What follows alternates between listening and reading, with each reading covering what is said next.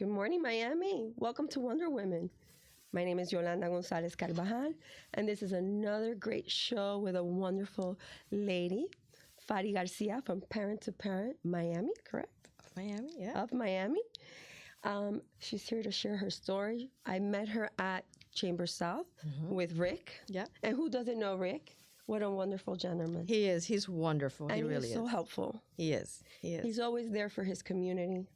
And if you ever give him a call, he will always direct you to someone that you need, if any connections. So, yeah. And with a smile. With a smile. And he talks with a lot of passion. Yes. So thank you, Rick, for this introduction to Ms. Garcia. So she's from Parent to Parent of Miami, and it's a beautiful foundation. Thank you. So tell me a little bit about yourself first. Are you from Miami? I am from Miami, imported from Cuba. Very, very small child, but I'm chiquitica. But I've lived in Miami all my life, so I have to call Miami my home. Luckily, I went through all my schooling here, graduated University of Miami. Wow. Go Canes. Go you. Go Canes. So yeah, so it's been great. I grew up here, like I said, married, have 2 children. So my life is here. And I've embraced the craziness of Miami, and I love it. So, when people say it's a little hectic, I say, yes, it is. But, So when you started with Parent to Parent, I know you are the President and CEO. Mm-hmm. But did you start as the president and CEO? Oh, goodness. No. No, not at all. I've been with the organization now for 20 years. So luckily, when I have a son with autism, and that starts my journey into the world of disability. And so back in 2004, I joined the Board of Trustees for Parent to Parent of Miami. I wanted to start giving back and advocating and supporting an organization that gave so much to the parents out there in our community. So I was there, went through, became board president, and then in 2009 I transitioned from the board onto staff, and then became operations manager from 2011 to 2021 for 10 years, running the financial part, the backside, Very important part. Yeah, we had a great CEO, Fari Garcia, who was our founding CEO, worked very closely with her. And then in 2021, I transitioned into president CEO role. So how did Parent to Parent start? I know you told me it was a group of parents. So it really was back in the late 80s, group of parents that were, really seeking that support from other parents, Yolanda. Everybody just wanted to you always want to find your clan, right? Of course. And it's important to be able to, and it's your community. Yes. About their journey. Yeah. And with your son. Yeah. And so it was other parents that had kids with disabilities that they wanted to, help each other out, help them in the day-to-days, give them information, community resources, and really be able to, help them. That advocacy is really important for special education. So it was a lot where, even though we had a federal law, we still were battling a lot. It still does continue, which is why we're still, very much active. You do want to be able to advocate for making sure that, children with disabilities find their place and have a place, and that inclusion is real and not just token. And especially I feel like as a mother, I remember when I had my first daughter, autism wasn't really talked about that much, or everybody was trying to find, like I was mentioning you earlier, what was the cause of it, but we weren't really thinking of how to take care of this child with autism. Yeah. So Parent to Parent, bringing that communication, you give them the resources of how to help them, correct? Yeah, you do. I mean, we work with not just the autism piece, because it's all disabilities. There's all disabilities. But it is true, autism has spiraled out. There's so many children that are diagnosed all the time with, within the spectrum.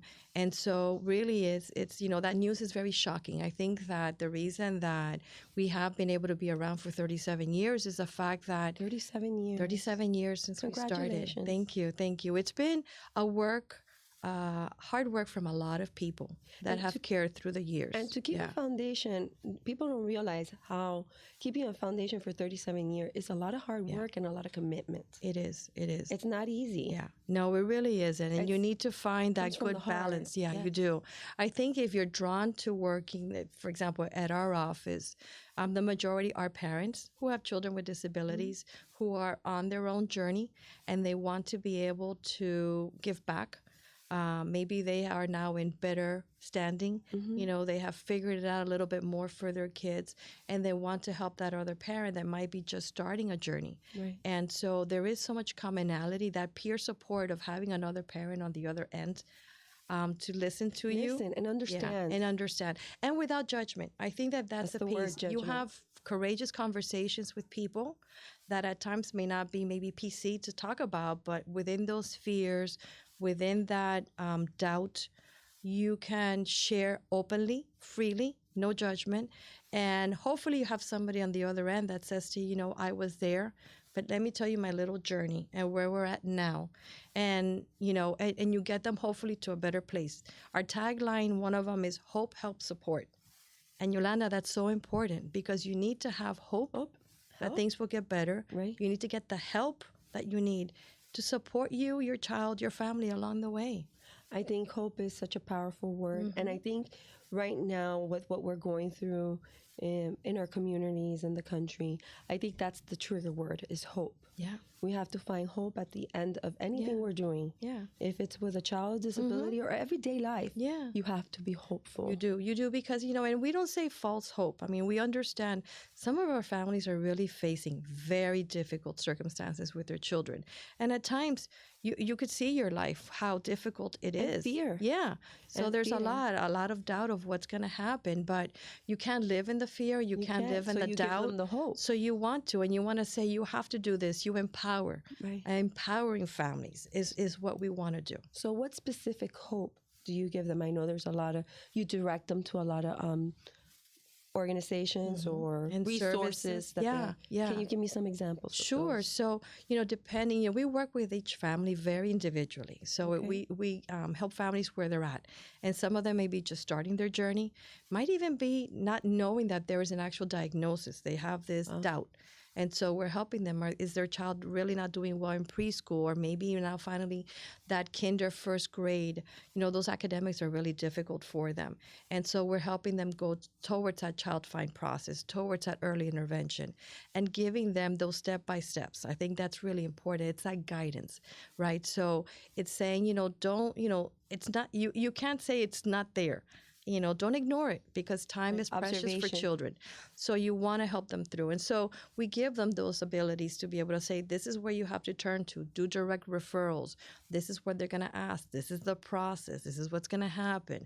Once you get this, then we'll give you the next steps. We help them, you know, kind of break through. They get, you know, all these words and acronyms that nobody should know about. Right? It's difficult. So it's a whole new world that opens. And so if there is a disability, if there is some kind of, you know, learning concern, then we can help them. What is the school system going to offer you? Which schools they could go to? Yeah. Correct? What are the programs that are available? What is this federal law? You know, there is a federal law for special education. Can you share a little bit about specifics of the federal law? Sure. It's called the Individuals with Disabilities Education Act, IDEA. And so what IDEA promises to every student with a disability is a free and appropriate public education. Wow. And they have their rights to be in a public school system that works for them, that is able to help them in their academic journey so that later on in life they are independent, they can fulfill their education, right? And so we're helping parents understand that because not until you have that knowledge can you start becoming an advocate for your child. You know, and when we say advocate, it's advocate to speak up with knowledge, to know that you have things that are backed up, right? You're backed with your right. You have rights. Right. Your child has rights. You know how to defend yourself. Yeah, and not in an aggressive, you know, way. We want to work collaboratively, and we do.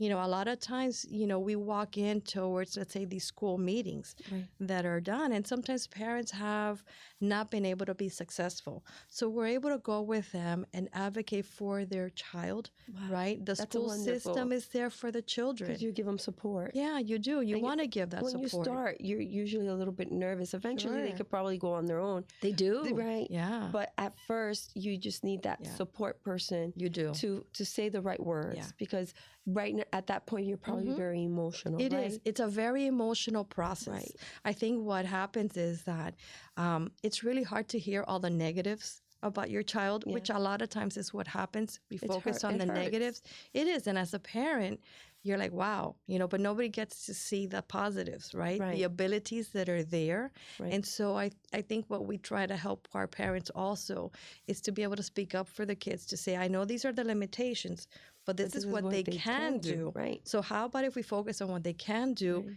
expand on it, and give them those good goals so that academically they can grow and be able to be successful? I remember with my kids, every time obviously my kids don't have any disabilities, but when they get stuck on something or they just become very negative, at that moment you do that reverse and you do, let's talk about the positives that you do. Yeah. So it just directs you to that negativity that you had, directs you to see it a different way and, meet your goal. Yeah. And to move forward. I mean, a lot of times, our kids are, have sometimes medically complex Everybody issues. has different direction. It doesn't, there's no direction specific, you could take any, what's the best direction for you and for your child. Yeah. And a child now is very different from your child that's going to be in a few years down 100%. The road. So you say, don't look too far, but realize that your child will grow, will learn, will become this person they are meant to be. And we help them because sometimes we do get stuck with the little child or the younger person. But we have to focus that this little person does grow up to become a youth and adult, and how we're going to help them also in their journey. That's something nice that you're saying, because I feel like a lot of times, even though my children don't have a disability, we want to baby them a lot. And sometimes you just have to let go. Oh, yeah. That's a big conversation that we have with parents, because it's funny, you have to give them independence. You do. And you need to feel okay as a parent, even though you have the fear, because it is, sometimes our youth with disabilities have their limitations, but it's amazing what they can do when you allow them to grow, to become their person, to find their voice. Themselves. They become great self-advocates for themselves. They get to open, and they have to start learning and doing that for their own. And so that's one of the things we've been really good. We have a new youth engagement council that we're working with youth with disabilities from like about 14 till about 24, 25, I think is our oldest member. Which is a great age. Yeah, and so they're making friends. They have found this commonality. Yeah, it's really nice. And they've been able to... In my time, it was called a youth group. Yeah, it is a youth group. But our YEC is really great because they all have disabilities, different disabilities. And you've seen how friendships have formed. They're doing this not just within the council. They do. They help each other. They have outings. They've become friends. And a lot of times what we hear from parents is, thank you. This is the first time that my son or daughter have found a good space and people that have become friends to him. And it's great to see, because there is isolation. There is a lot of isolation. Unfortunately. And that's what you want to break down. Right. You want to break down the isolation. Yeah. The world is pretty cruel, and it is difficult. When you look a little different, sometimes it's nature for people to be curious. And I think it's okay. That's why, I've always been open about talking about my son's disability, and we encourage we were sharing parents. A little bit about it. Because it's okay. When something's happening, that's not what is expected. I think that if you are honest and say, well, David's having a hard time now with all the noise going on, so give him a few seconds to settle down, and it'll be okay, because it is different. So you can't just realize it's not there. I think that, but then having people have that compassion and understanding and empathy for somebody who is experiencing life maybe in a different way. Right. And that's what you want to hopefully foster in other kids and other students and adults, and not just stare, but understand that maybe it's you know, it's different for this family that's in front of you right now. Right. And give them that grace to, Yeah, you know, that space. allow them, Yes. to get it better. Get it better Yeah. and empower themselves Mm-hmm. to express themselves instead Yeah. of walking away Sure. and ignoring it. Because Yeah. I think I look back with my children. My children went to Blue Lakes Elementary, and there was a lot of children Yeah. with autism. And, you know, a lot of children just look away. Mm-hmm. And you shouldn't do that. You should Yeah. look straight forward Yeah. and just pat them in the back if they want to, or just I mean, think acknowledge about them. yeah. You know, Think that about they're how great there. it would be to have for Yes. that child to have, Yes. you know, a new friend. Yes, They of might be able to course. help them on the playground. They might be able to help Right. them in the classroom. They might be the one that helps them as they go in the hallway from one Right. class to another. We all want friends. We all Yeah. want to fit in. Right. So it's up to us. So you do also have a support system for parents. You mentioned to me. Yeah. Can you tell me a little bit about Sure. So it's new, right? it is new, it's a baby. Charlemos. Yeah, it's a Baby. baby. We've had 3 sessions now. So That's wonderful. it's focused for the Spanish-speaking families who were Very really important, yeah, especially for asking. our community. Yeah, we have a big Hispanic population in Miami-Dade. Yes. And so the families that we help also mirror the population. So we had 2 staff members that, you know, stepped up and said, we want to do this. We call it Charlemos. Charlemos. So Charlemos is a support group for the parents. It's done all in Spanish once a month, and it steadily has been growing. So we even had a few dads join us, which is great. Nice. Because the dads are a little bit more quiet on, Yes. you know, on the front. But Dads are different from moms sometimes. they are. We process information differently. Yeah. And that's good. You That's know, okay. everybody has their own angle. There's no such thing as perfection. No, there really is. And so it's been really nice. It's been really nice to be able to offer that for the Spanish-speaking families, because a lot of times you do have, you know, groups that might be available in English, but not for the only Spanish speakers. And then we also have another group that has been actually ongoing for the last 2 or 3 years for our African-American Creole-speaking families. And that's been another wonderful. group as well that has done really great. You know, they come together. We have 2 other staff from the community that they are able to talk and, you know, just share.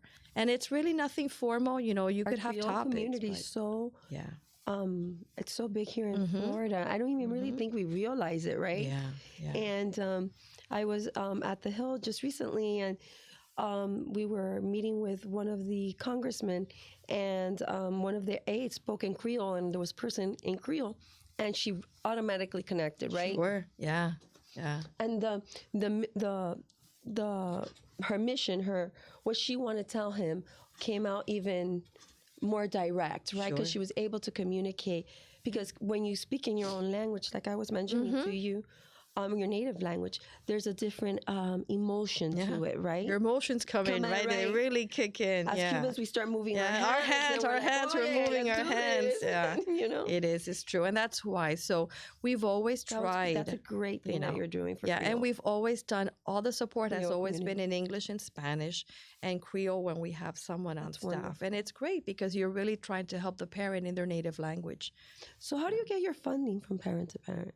Well, luckily, locally here, we do get a majority of our funding from the Children's Trust. We've been funded with them. They are an amazing, amazing benefit to the community that we are in. So, you know, since 2004, we've had funding from them through their parenting initiatives. So that has been wonderful. Prior, we also had funding we still have funding through our federal government, through the Office of Special Education Programs. Right. We do get the funding, which is how we started as a community parent resource center. That's how we started with, you know, the grant through the federal government, and that we hope to continue to keep. I hope so. Moving forward, You will. there's been You a will. big push to be able to do that. You know, we are funded through special education law federally, and so the parent centers like ours are really important for the families. They really are, and so, you know, we really are working hand in hand with our big entire Miami-Dade county. Wow. And so the funding comes from them, and then the fundraising that we do.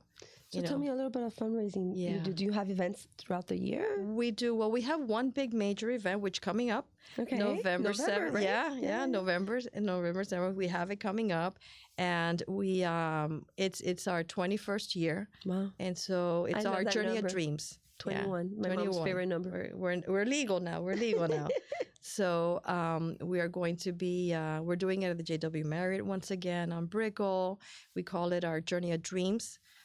This Beautiful year is name. Reaching for the Stars. Yeah, I think Journey of when we Dreams. started 21 years ago, we always thought of the focus of the journey. So Journey of Dreams has always been there, the name of the event. And it really is a way that we can celebrate. Also, we have two great honorees this year. We always have honorees. Oh, that's so We nice. highlight people in our community that are doing really great work. And so we have Aida Diaz-Iveira from Cava Pro Bono. Cava Pro Bono. Cava Pro Bono. And they have a neurodivergent program that we've been able to refer our families to, where they're giving free guardian advocacy support. Wow. They're doing power of attorneys. They're doing, so it's really important because these are all very costly things that our parents have to do. I mean, Very needed, right? Yeah, sure. Because when that child turns 18, they're an adult legally. Correct. And so you need to make sure that you do have, the paperwork. And, so we're moving away, luckily, from very restrictive guardianships where you take away a lot of the ability to make their own decisions. Wow. And you're kind of weighing it to say, well, maybe my child is able to needs help in decision making. You could do specific, yes, specialize. How do you say it? Sometimes you need targeted areas where you limit their rights. So you could add things that they could do. Sure. And give them that right to do. And other times you could just say, well, I'm going to help them with decisions on finances, decisions on the medical piece. So you can take, again, that individual, very unique person and say what they can and they can't do and be able to then say, okay, well, where do we need them? Sometimes all you need is a power of attorney. And so that you can have the right to go into medical appointment or help them with, finances. The way I would know it is once you take total guardianship of the child, and then they don't have any rights to anything. Correct. The parents are the ones that make all their decisions. All the decision-making power. But this way, that gives them... There's flexibility. There's flexibility. I've never known that. There's flexibility. So there's a lot that you have to learn. Yes. And that's part of what we do. So we are honoring Cava and Aida for the great work. I mean, our families are just amazing. And then we're also honoring Carmen Pardiñas. She is part of the SOAR transition program out in Miami Beach. Okay. So these are transition programs for when you have students that are 18 to 21, 22-year-olds. And it's a way of being able to, you extend your high school years for students with disabilities so they can have more time to develop into, those towards post-secondary skills, employment skills, independent living skills. Wonderful. And so they have the ability to defer deployment in graduation. And she's doing an amazing job out there with her SOAR students. I mean, Carmen is devoted to these students. She's always at our trainings, even on Saturdays. She's sending families and the youth our way, doing a lot of work. It's a lot of heart that she puts into it. So that's amazing. You want to honor people with that kind of passion. Of course. Yeah. And you're bringing... these kids are being productive. They feel like they're doing something for their community. They're providing for themselves. Yeah, they're learning. Making their parents proud. So you have a lot of these transition programs in the day school systems. They can be out in Baptist Hospital. They can be at the zoo. They can be many different places. So they're garnering that hands-on skills that hopefully will help them once they actually, graduate and have to age out of special education. That's wonderful. Yeah. I think that's one of the things that when I remember one of my children were small, I was like, and I sympathize for so many parents that their kids had a disability, how to transition them, right? And it takes a lot of courage for a parent to say, okay, they're going to go out to the workforce, right? And, that's their biggest worry. And I'm so happy that someone is taking initiative to do that, which is so important. Yeah, and you're talking to parents. It gives you peace of mind. Yeah, well, you're talking to parents in a very kind of like on their level and realizing that, yes, it might be, you might have apprehension, you might, the world sometimes isn't kind, but fear can't hold you back. No, fear. And so you're having very honest conversations of saying, well, this is not a child anymore. You need to be You're an able adult. to, yeah. And so we have these Young one-on-one adult, meetings yeah. with the youth and the parent. And we're going over, let's say, a special checklist that we have that we say, okay, these are all the skills that if you want to be independent, you need to master. Mom, dad, you need to be able to help them so that, and this is where you're at. So let's, ascertain where you're at now, where you need to go so that it can meet the goals that you have. Wow. Because everybody has goals and dreams. And that's what you want to be able to have. You want Right. to be able to foster those dreams. Right. Yeah. And you need to find out what their dreams are. Sure. Of course, Yeah. they're expressing it, so Of course. we need everybody. to listen. Yes, You have to listen. You have to you listen. have to listen. Yeah. So, what advice do you give a mom today that finds out that their child has a disability? What advice would you give them today? It's changed so much from when. It has. But you know what? At the core is really just saying, I like to say, embrace your new normal. Okay, I know that that's sounds beautiful. special, very basic, but it is. It's a new normal way of life that you have to, that Embrace. you're going to have to deal with. Embrace your child's, the good and the bad. It's amazing how much our kids are different, so don't be afraid. I remember when I heard, that whole piece of David and autism and all that, and you do that one good cry, and then you shake yourself up and say, okay, Like a- how do I go on? Like a great mom. Yeah, Let's figure this out. head forward. And you may not have all the answers at the moment, but don't be afraid to seek help. Don't be afraid to speak ask. up. Don't be afraid to really believe in your child and ask of others to believe in him or her. And just push forward, because Not only in your community, but also in your family, right? everywhere. Yeah. Everywhere. It is. It's very different, and the dynamic changes. And then, so there's a lot to deal with. Marriages break down easier because of the fact that the disability is a big component. You have your other children, their siblings, they're growing up. I mean, my oldest son experience with his brother is very different from a typical peer, Right. siblings. And so it's helping them also understand and embrace and help their brother or and look for sister. help. And yeah. Family therapy. Or Yeah. For Of not only course. for yourself, but for your husband Yeah. and for the siblings as Sure, well. because as you break in and you have that community support, you have that family that conversation that that helps needs to happen. you have to, and Communicate you with want each other. everybody to help you out, and you want this person to have the support that they need, because that's what we all want. We all need support many different ways. It's just sometimes people feel that because you have a disability, you have these limitations that you can't conquer forward, and that is not true. That is not true at all. We need to. Our other tagline is dream big for kids with disabilities. Oh, that's beautiful. And I love that hashtag because it is true. Dream We big all for have to kids. dream big for kids with disabilities. Amen. We have to be part of it, but it's not just the token. It's really opening up as a community, as Amen. it's really everybody doing their little part Right. to realizing that we all need to be, part of the world around us. Yes. And have a right and have And embrace it. yeah and be provided opportunities. Embrace And it. opportunities look very different for everybody, but being able to do that. Yeah. So if someone wants to reach out to you and wants more your resources, how can they get in touch with Parent to Parent? It's real easy. All they have to do is give us a call, 305-271-9797. They can go on our website, ptopmiami.org. We have a lot of information there. We don't make parents wait, Yolanda. We are really helping them within a day or two.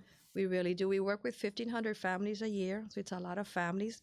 And sometimes families have more than one kid, more than one child with a disability. Wow. So we're really helping them. And we just start from there and we say, okay, where are you and how can we help you and get them to a better place? Well, Yeah. you're doing a great job. Thank you. Thank you. It's from the heart. We have a lot of good people on staff. Well, I spoke to Hilda. She's wonderful. She's wonderful. She's wonderful. And we have all our education support specialists, our parents. They are truly, living the same day to day. And so we're all growing and learning. And, they may have been starting at some point, and now, they've been able to do a little bit more for their child.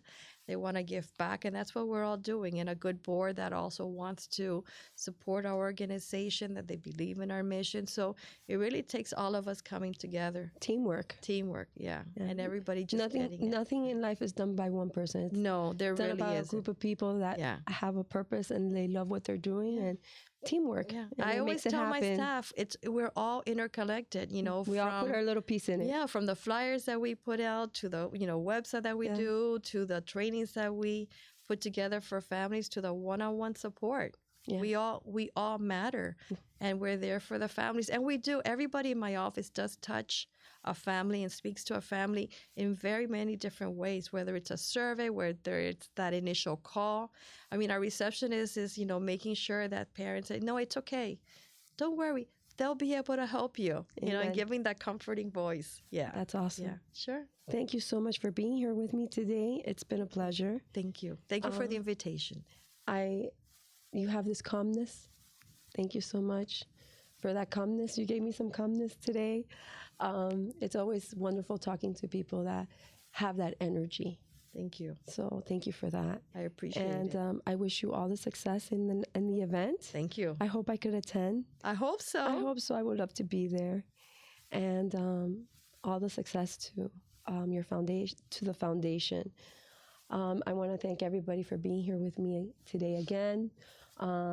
I love doing this. I love sharing wonderful women's stories and foundations. Women are making so much of a difference in our community, and I want to bring more light to them.